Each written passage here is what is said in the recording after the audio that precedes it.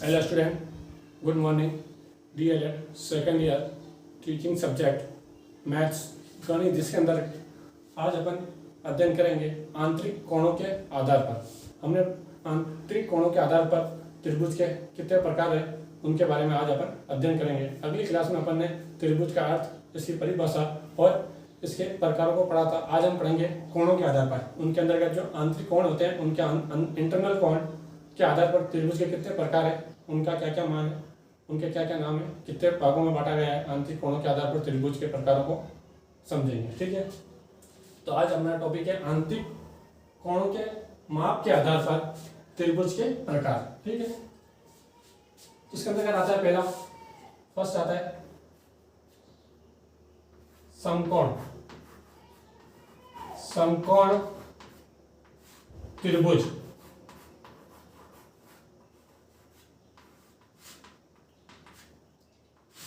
समकोण त्रिभुज जैसा नाम से स्पष्ट है, जिसके अंदर वो त्रिभुज जिसके अंदर एक कोण कैसा होगा, समकोण होगा, वो समकोण त्रिभुज कहलाता है। तो इसके अंदर डेफिनेशन लिख लेते हैं, इसके इंटरनल पॉइंट क्या क्या है कि समकोण त्रिभुज किसे कहते हैं, इसकी क्या क्या विशेषता है, इसके क्या क्या गुण है, इसके बारे में अपन थ्योरेटिकल अध्ययन करते हैं। इसके अंदर क्या आ जाता है, वह त्रिभुज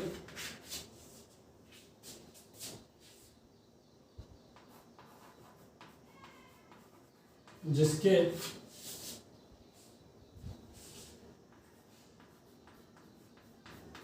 आंतरिक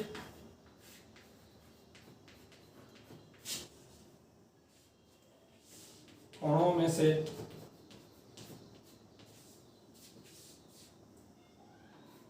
एक कोण 90 डिग्री, या ब्रैकेट में लिख दिया मैंने समकोण। समकोण होता है।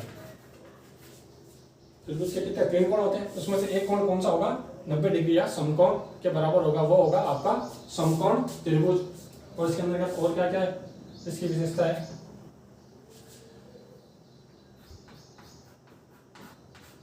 ऐसे त्रिभुज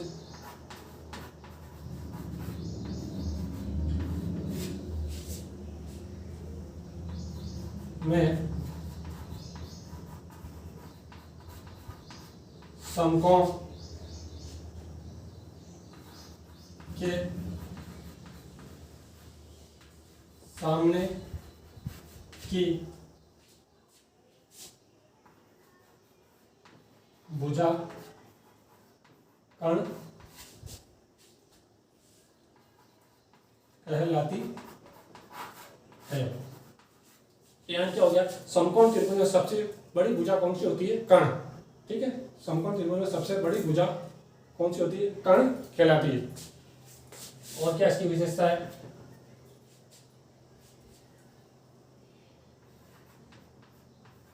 बाकी दो भुजाएं, दो भुजाओं को लंब, और आ जाता आपका लंब व आधार। लंब व आधार कहते हैं।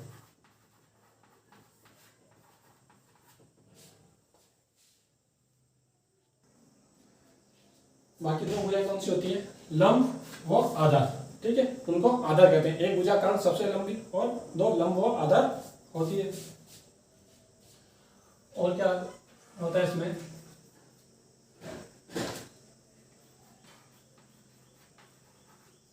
समकोण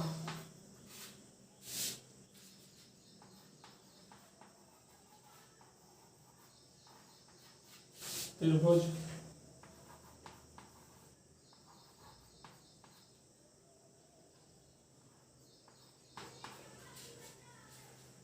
पाइथागोरियन, ये गणित की एक कौन सी प्रमेय है, पाइथागोरस प्रमेय। प्रमेय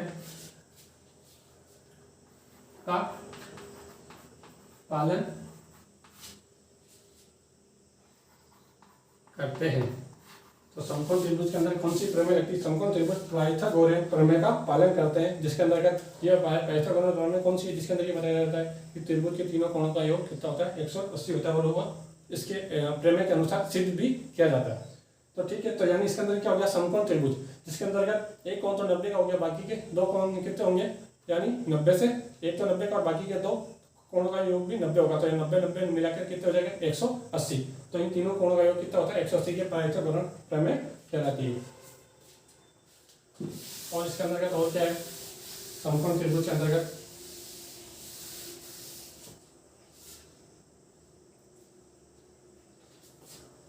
और इसके अंतर्गत समकोण त्रिभुज में आधार व लंब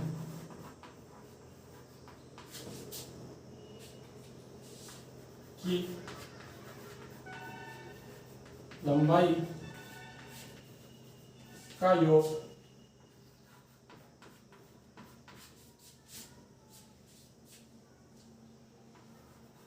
कर्ण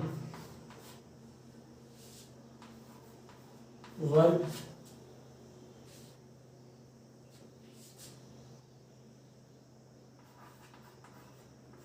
लंबाई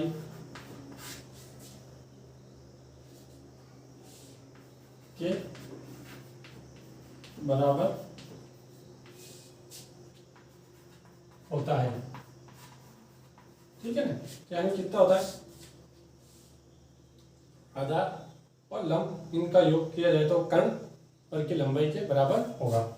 तो कैसा होता है समकोण त्रिभुज? इसका आकार देख लेते हैं, इसका एग्जांपल।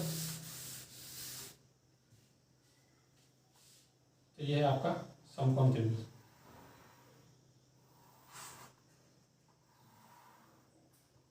इस तरह का त्रिभुज होता है, ये समकोण त्रिभुज होता है, जिसके अंदर ये कोण है आपका 90 डिग्री का।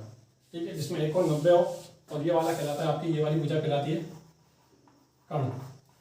ठीक है, और ये वाली कहलाती है आपकी आधार,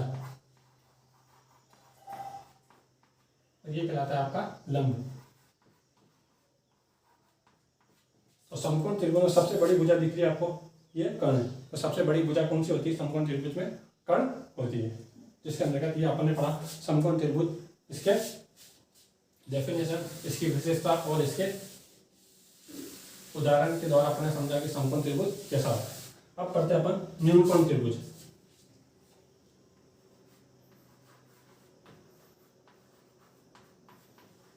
न्यूनकोण त्रिभुज, न्यूनकोण त्रिभुज कौन सा होगा? वो त्रिभुज जिसमें एक कोण 90 डिग्री से कम का हो, यानी न्यूनकोण हो, वो न्यूनकोण त्रिभुज कहलाता है। तो ये इसकी डेफिनेशन हुई। आप चाहो तो लिख सकते हो इसके अंदर न्यूनकोण त्रिभुज वो त्रिभुज होता है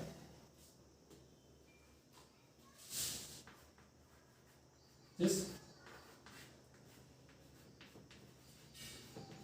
त्रिभुज में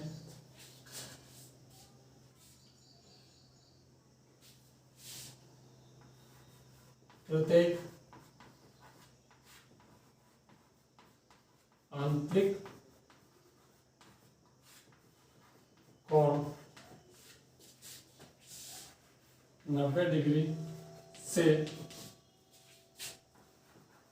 कम का होता है। ये ध्यान रखना, तीसरा होता है कम होता है, ये लाइन ध्यान रखना।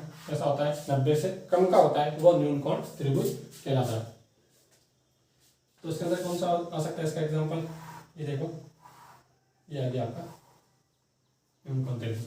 ठीक है, न्यूनकोण त्रिभुज इसके अंतर्गत ये सारे कोण कितने आ रहे हैं? 60 डिग्री के।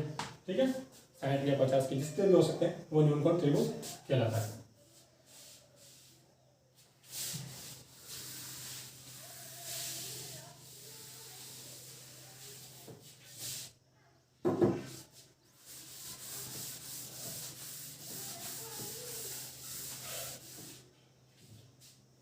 अब आता है आपका अधिक कोण त्रिभुज।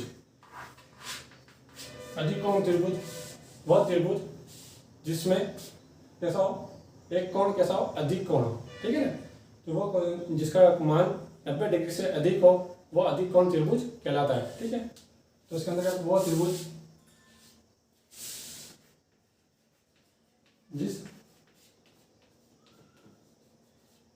त्रिभुज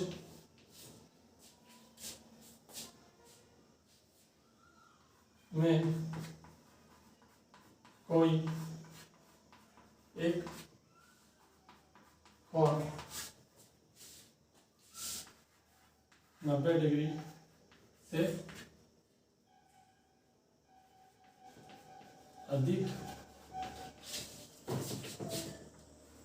हो या बड़ा हो, है ना, जो भी हो, बड़ा हो, वह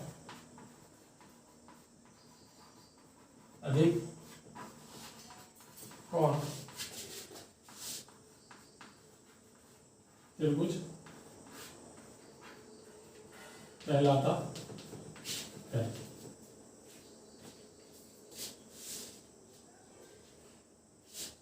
तो ये आ जाता है आपका अधिक कोण त्रिभुज, ठीक है। तो ये अधिक कोण त्रिभुज की जैसे अपन ने ये आधार बना लिया और ये खींच दिया, ठीक। तो इस तरह का ये त्रिभुज आया, ये आपका है अधिक कोण त्रिभुज, यानी ये हो गया मान लो 100, 120, 150 जो भी हुआ, ठीक है इसका मान। तो ये आया आपका अधिक कोण त्रिभुज। ये एग्जांपल है अधिक कोण त्रिभुज का। तो जिसमें आज अपन ने पढ़ा त्रिभुज के प्रकार, आंतरिक कोणों के, त्रिभुज के आंतरिक कोणों के माप के आधार पर अपन ने त्रिभुज के प्रकार पढ़े, जिसके अंतर्गत हमने समकोण त्रिभुज, न्यून कोण, अधिक कोण, ये सभी पढ़े। तो आज अपना इससे संबंधित गहरे गहरे क्वेश्चन है आपका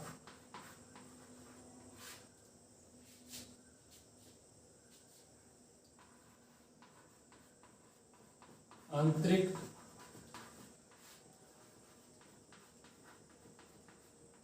कोणों के माप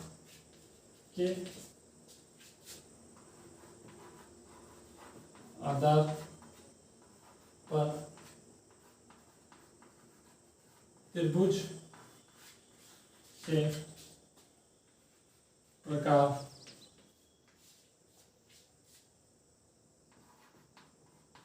बताइए, ठीक है। तो ये आपको गहरे गहरे क्वेश्चन आंतरिक कोणों के माप के आधार पर त्रिभुज के कितने प्रकार हैं उनको एक्सप्लेन करना है एग्जाम विथ एग्जाम्पल के द्वारा, ठीक है। ओके स्टूडेंट, कि जिस तरह की कोविड अभी देश में चल ही रहा है, इसलिए आप अपने आप को स्वस्थ रखें, घर पर ही रहें, अनावश्यक रूप से बाहर न निकलें और सामाजिक दूरी का ध्यान रखें, मास्क वगैरह लगाएं। ओके, धन्यवाद।